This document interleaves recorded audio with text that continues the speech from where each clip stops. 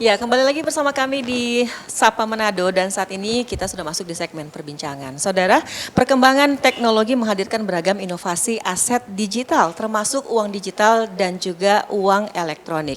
Dan bagaimana penggunaan uang digital ataupun uang elektronik maupun dompet digital yang juga saat ini semakin luas beredar. Dan pagi hari ini kita akan membahasnya dengan mengangkat topik tentang uang digital bersama dengan Kepala Bank Indonesia Sulawesi Utara. Langsung saja saya sapa Bapak Andri Prasmuko. Selamat pagi Pak. Pagi. Terima kasih Pak sudah meluangkan waktu hadir di studio kami. Dan narasumber saya selanjutnya adalah Bapak Odi Kaunang selaku pengamat teknologi digital. Selamat pagi Pak Odi. Terima kasih sudah di studio kami. Baik, ini sesuai dengan topik kita ya Pak. Mungkin Bapak bisa jelaskan sedikit, karena mungkin masyarakat juga masih banyak yang belum terlalu paham uang digital ataupun uang elektronik ini ya, karena kan masih belum terlalu banyak lah di Sulawesi Utara ini. Sebenarnya apa sih uang digital atau uang elektronik itu Pak? Ya, kalau nanti dilengkapi ya Pak Odi ya, ini karena dari pembuat ketentuan gitu, jadi sistem pembayaran itu kewenangannya ada di Bank Indonesia. Dan kami mengelola memberi layanan kepada masyarakat untuk memberikan jasa di sistem pembayaran yang dalam hal ini ada yang namanya uang gitu kan ya.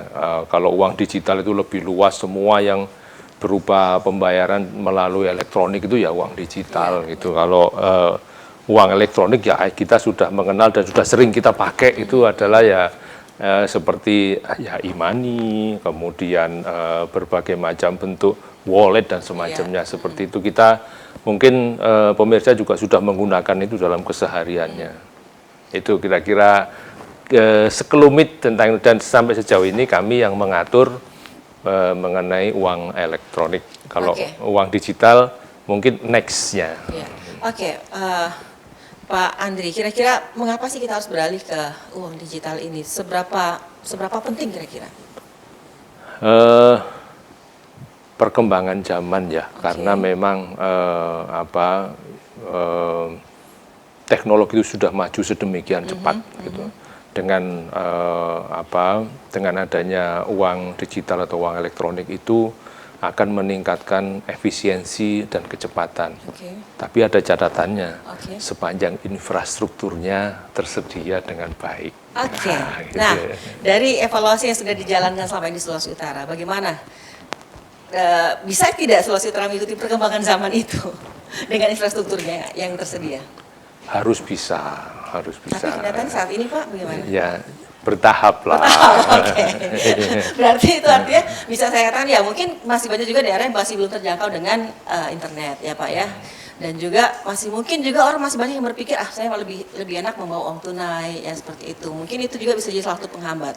Saya ke Pak Odi dulu. Pak Odi, ini saya menangkap dari Pak Andri tadi bahwa ini memang mengikuti perkembangan zaman, kebutuhan zaman, perkembangan zaman ini.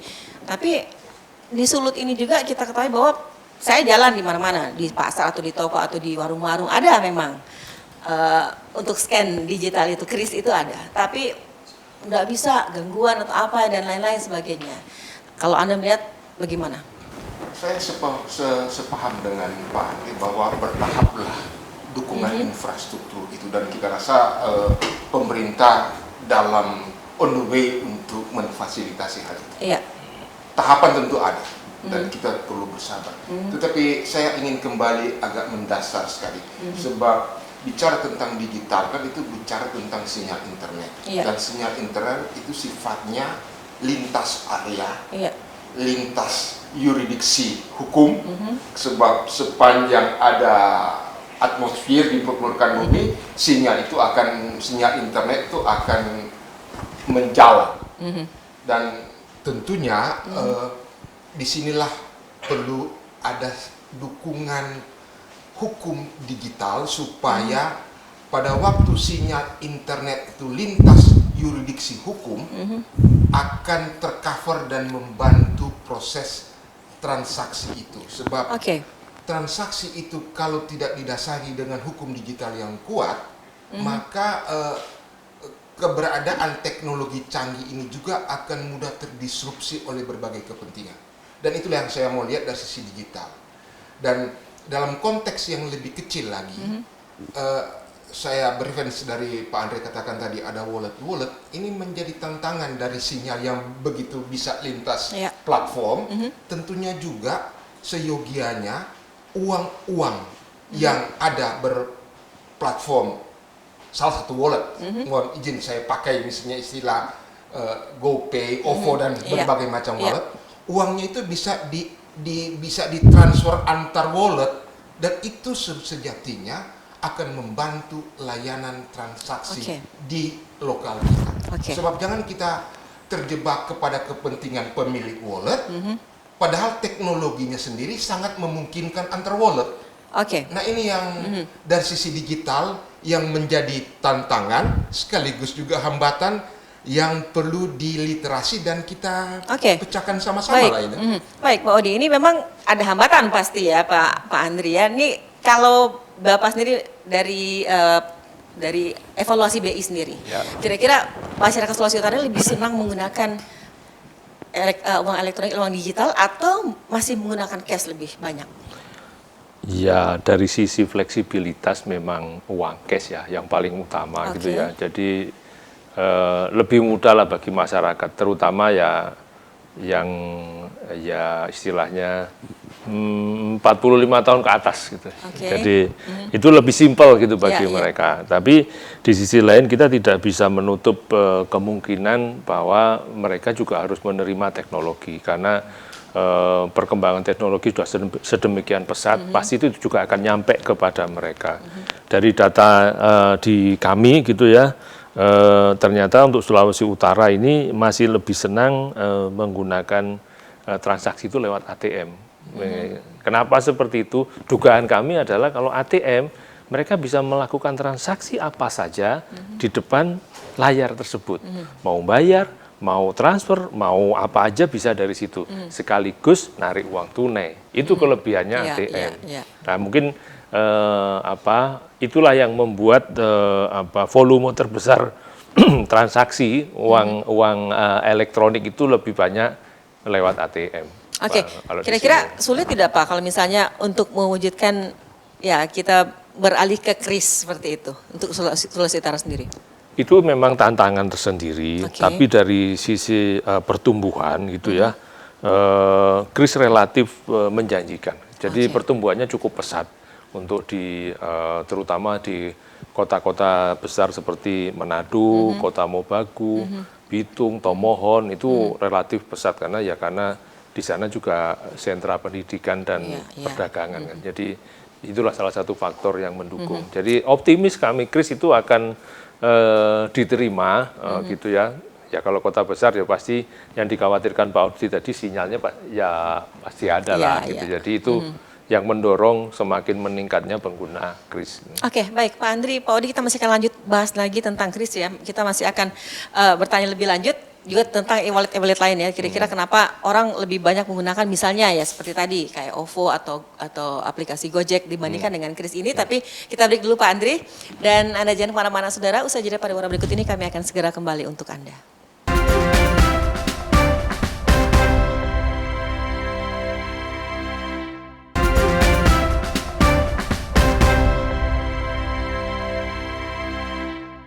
Terima kasih Anda masih bersama kami di segmen Perbincangan Sapa Manado, dan kita masih membahas tentang uang digital. Masih bersama dengan Kepala Bank Indonesia Sulawesi Utara Bapak Andri Prasmuko dan pengamat teknologi digital Bapak Odi Kaunang. Baik, tadi saya ingin melanjutkan tentang kris ini Pak ya. Jadi sekarang e-wallet banyak juga teman-teman saya menggunakan e-wallet ya dibandingkan transfer ataupun pakai kris. Nah kira-kira apakah e-wallet menjadi ancaman buat kris atau tidak?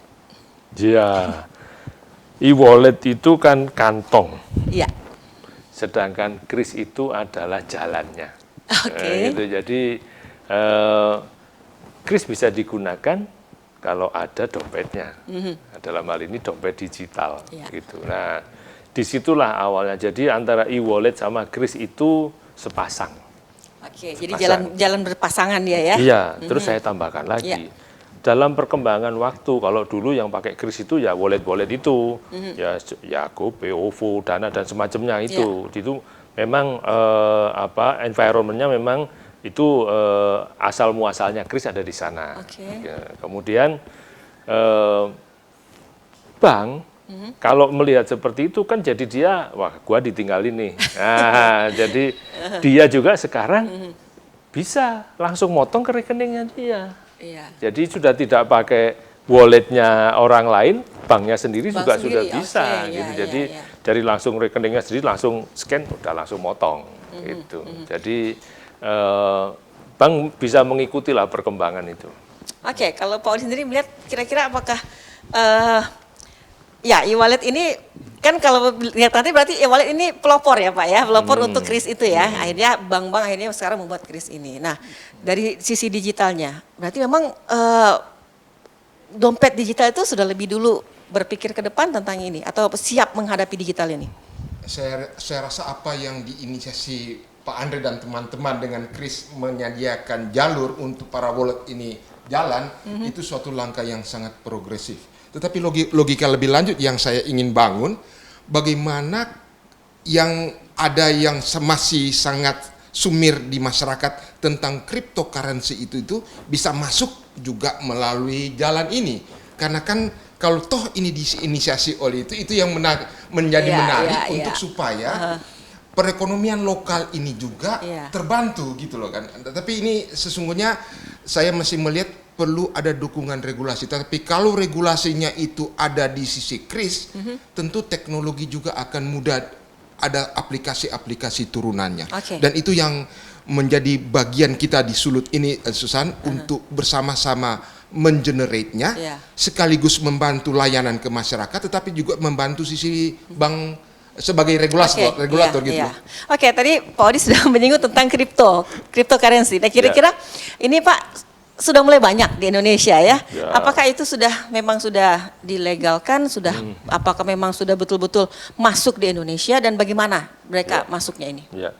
Jadi Susan dan Pak Odi serta pemirsa bahwa di Indonesia kripto itu bukan uang. Jadi kripto itu seperti barang, seperti emas gitu. Jadi harganya ya terserah di pasar. Koin juga ada dalam bentuk koin, Pak? Iya, itu terserah aja bentuknya. Terserah mereka ya? Bentuknya mau digital, mau koin, tapi itu adalah komoditas. Jadi kalau komoditas yang mengatur adalah Bapepti. Nah, itu bukan Bank Indonesia yang mengatur, dan dia sampai sejauh ini tidak dikategorikan sebagai salah satu alat pembayaran. Jadi ya dagang biasa aja, bisa seperti sepatu, bisa barang antik atau apa, jadi seperti itu. Jadi sampai sejauh ini yang namanya kripto itu masih berupa komoditas, gitu. Jadi tapi kalau dipakai untuk pembayaran itu konsepnya barter, karena itu barang. Nah, itu jadi bukan alat pembayaran. Dia saya paham. Jadi kripto bukan alat pembayaran, tapi dia nanti bisa dirupiahkan barang yang dia dapatkan itu ya, dia rupiahkan. Kan kita bayar pakai emas juga bisa. Kita mau tuker mobil dengan motor juga bisa kan, nggak ada masalah tuh. Berarti ini memang kemajuan teknologi digital ini sebenarnya seharusnya makin memudahkan Pak Andri ya. Nah, ini kira-kira apakah memang betul-betul memudahkan, memberi kemudahan bagi masyarakat dan juga efisiensi terhadap transaksi atau bagaimana? Saya tambahkan sedikit soal kripto tadi juga untuk edukasi pada masyarakat ya. Kripto itu kan banyak menjanjikan keuntungan gitu kan. Tapi ya masyarakat juga harus paham namanya high return itu biasanya langsung didampingi dengan high gain itu pasti ada high risk pasti. Betul. Jadi ya fluktuasinya sangat tinggi gitu. Itu jadi hati-hati, tetap waspada lah ininya ya. Jadi dan siap menerima resikonya kalau harganya jatuh gitu. Karena komoditas itu. Dia sistem gambling kah Pak seperti itu atau tidak? Enggak juga sih, enggak juga. Sudah bisa diperhitungkan ini harganya berapa kan, di belakang kripto juga ada underlying-nya kan. Baik. Jadi ini sudah ada edukasi dari Kepala BI ya, bahwa hati-hatilah kita dalam menggunakan kripto itu ya. Karena memang bukan sebagai alat bayar ya. Nah, sekarang Pak, kita kembali ke uang digital. Yang sebagai juga itu alat bayar kita. Kira-kira apakah benar-benar memberikan kemudahan dan efisiensi dalam bertransaksi? Iya, pasti. Jadi kalau kan kalau digital atau elektronik itu kan langsung. Jadi pada saat kita mau bayar, pada saat itu juga langsung pindah ke rekeningnya. Itu langsung masuk Pak ya, kayak Iya, transfer jadi gitu ya? ownership-nya langsung berpindah. Oke. Kalau pakai cek BG dan semacamnya itu kan lama prosesnya. Itu salah satunya. Jadi efisiensi semakin cepat gitu. Terus efisiensi dari sisi pengguna maupun efisiensi dari kami dari sisi penyedia sistem pembayaran itu. Kalau uang itu berupa kertas, maka bagi kami perlu proses desainnya, pencetakannya, nyari kertasnya dan semacamnya itu perlu waktu dan itu biayanya yang nanggung kan negara. Nah, jadi bisa efisien di sananya, sangat efisien. Oke Pak, dari sisi keamanan sendiri dari uang digital bagaimana Pak? Keamanan dan menjaga data pribadi kita ya bagaimana? Ya. Kalau sampai sejauh ini yang namanya seperti wallet, e-money, masih bisa lah itu masih dari sisi mana nyerangnya. Mau dari sisi sistem semuanya juga mereka sudah punya security-nya masing-masing gitu kan. Jadi kemudian kalau mau lewat akunnya perbankan, ya perbankan itu tentunya lebih secure lagi ininya. Saya kira kalau keamanan sejauh ini masih masih ya sudah disiapkan lah ininya. Oke, baik Pak Andri, Pak Odi kita masih akan melanjutkan. Saya juga ingin bertanya nanti ke Pak Andri kira-kira bagaimana sih uang digital ini bisa mendorong pertumbuhan ekonomi di daerah kita Sulawesi Utara. Tapi kita break dulu dan saudara jangan kemana-mana, kami akan kembali untuk Anda usai jeda pariwara berikut ini.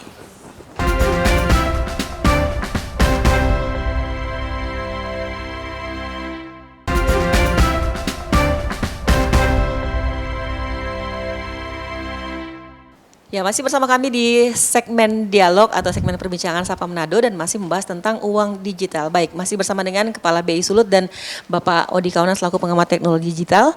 Baik, Pak Andri, saya ingin bertanya juga nih, kira-kira seberapa besar sih uang digital ini mendorong pertumbuhan ekonomi khususnya di Sulawesi Utara? Iya, tadi kita ambil contoh yang paling kecil dulu ya, kris tadi. Orang kalau bertransaksi dengan kris itu catatannya ada. Jadi bagi pedagang kecil yang mungkin seringkali tidak mencatat, maka secara otomatis catatan itu ada. Kalau catatan ada, berarti profil keuangannya jelas. Pada saat dia mau diberikan pinjaman oleh pihak siapapun, pengen tahu kinerja keuangannya, ya tinggal lihat itu aja.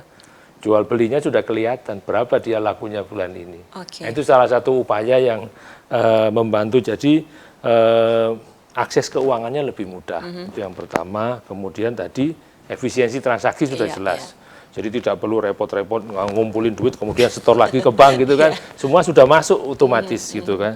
Dan tentunya harapan kami ya itu semua juga bisa membantu tadi sektor UMKM itu yang mungkin belum bankable dan semacamnya, dengan adanya pencatatan itu kan dia jadi lebih mudah untuk mendapat aksesnya untuk pembiayaan perbankan. Dan yang terakhir ini tadi inovasi keuangan. Nanti kita mungkin ada hal yang ditanyakan oleh Pak Odi ini, inovasi keuangan. Iya, oke. Pak Andri, ini kan kadang-kadang kita kalau habis scan barcode-nya, krisnya itu terus minta untuk dokumen, mau foto katanya. Itu apakah masih perlu seperti itu lagi atau ada alatnya yang memang sudah langsung masuk gitu?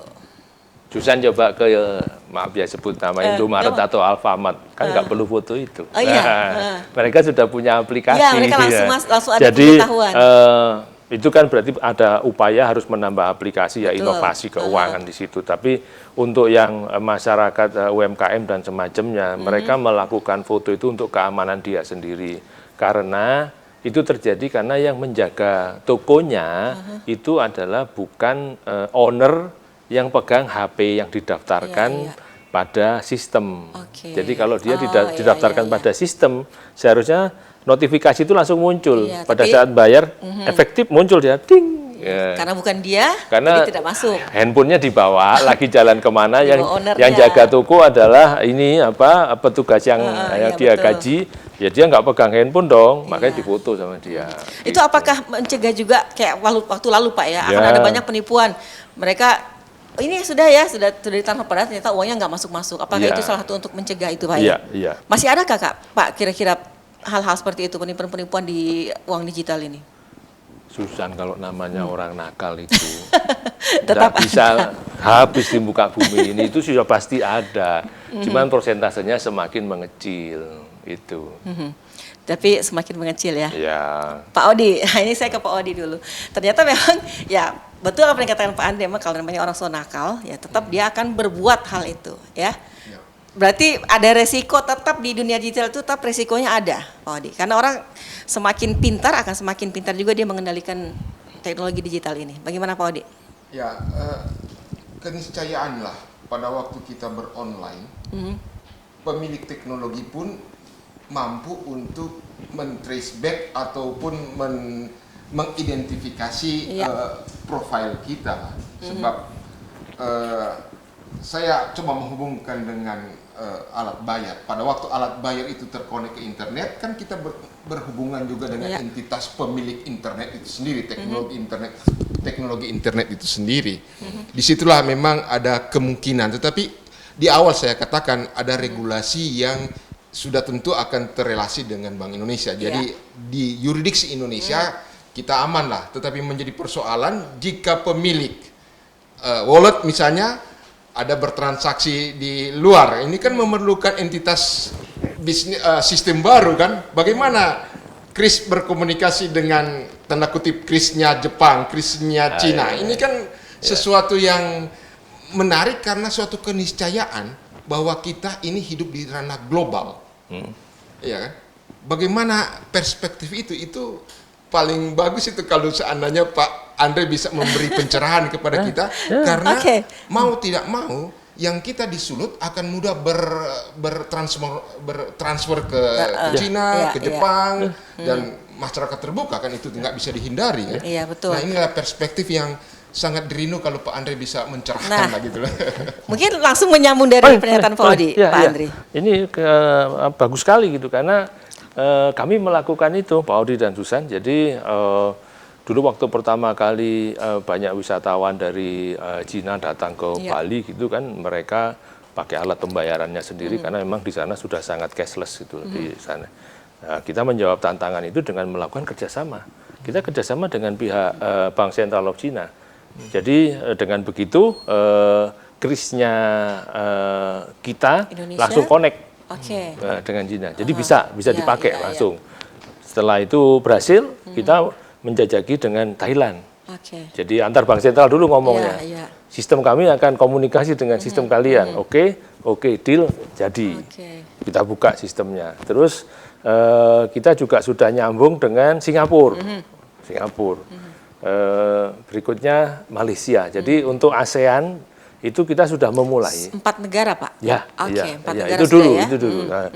Jadi sebentar lagi mungkin nyusul. Ya tergantung kebutuhan kemana kita sering pergi. Kayaknya orang Indonesia sering pergi ke Singapura itu sudah pasti. Jepang barangkali Pak, karena sudah ada penerbangan langsung juga. Ya, tapi masih terlalu belum banyak. Yang banyak malah ini Susan ke Thailand yang banyak. Ya, Thailand banyak betul. Jadi orang Manado suka. Jadi itu yang kita kita sediakan itu Pak. Jadi kita punya tadi dana OVO dan semacamnya bisa scan kris di sana. Baik Pak, selain target untuk nanti penambahan negara itu kerjasama kris ya, apakah ada juga target dari Bank Indonesia Sulut sendiri untuk menjadikan Sulut ini full digital, full untuk penggunaan kris? Itu memang kewajiban kami. Jadi kami setiap tahun ditargetkan akseptabilitas digital di Sulut itu terus meningkat. Gitu. Jadi ya kami harus berkolaborasi dengan berbagai pihak, dengan pemerintah daerah terutama baik provinsi maupun kabupaten kota, karena mereka yang bisa mendorong penyediaan sarana dan prasarananya. Sehingga kalau sarana dan prasarana itu tersedia, ya transaksi masyarakat jadi lebih mudah, tentunya akan bisa menggunakan kris dengan lancar. Jadi kita terus berupaya. Dari sisi lembaga kita juga menghubungi seluruh lembaga yang terkait. Dari sisi sosialisasi kita masih terus menyosialisasikan ke seluruh komunitas, mulai anak sekolah, sampai komunitas dewasa juga kita ini. Oke, baik Pak Andri, ini luar biasa. Semoga bisa terwujud Pak ya, dan bisa berjalan makasih. dengan lancar terus Moga-moga. ini, karena kita memang masuk di era digital sekarang Iya. saat ini. Dan mungkin terakhir Pak, saya ingin tahu kira-kira bagaimana sih dampak dari AI ini dalam pembayaran? AI, Artificial Intelligence. Oh iya, AI itu kan kalau boleh ini maaf ya Pak Audi, AI itu kayak kita dulu punya itulah apa kalkulator. Ha-ha. Jadi dia akan membantu kita sesuai dengan apa yang kita mau. Jadi dia bukan tantangan buat kita ya Pak ya? Enggak lah. Jadi dia alat membantu juga ya? Yang buat kan manusia. Ya, betul. Jadi kita Iya. kita bantu gitu. Kalau dulu kita bikin ngitung perkalian harus bayangin, harus nulis pakai kalkulator sudah jadi. Nah, Iya. AI itu juga sama. Dia akan membantu kita sesuai dengan apa yang kita butuhkan. Oke, baik, terjawab ya Pak Odi ya. Dan itu memang betul, dia hanya sebagai alat bantu, tapi kita yang kendalikan. Oke, baik. Pak Andri, terima kasih Ayo, untuk iya. semua informasinya Pak Odi, terima kasih banyak. Ayo. Semoga kita Sulut bisa benar-benar menuju ke digital dan dibantu juga tentunya dengan infrastruktur dari pemerintah harus menunjang Ya. program ini. Ya. Dan saudara, demikianlah perbincangan kita di pagi hari ini, dan sebelum menutup perjumpaan kami akan menghadirkan kata motivasi untuk Anda.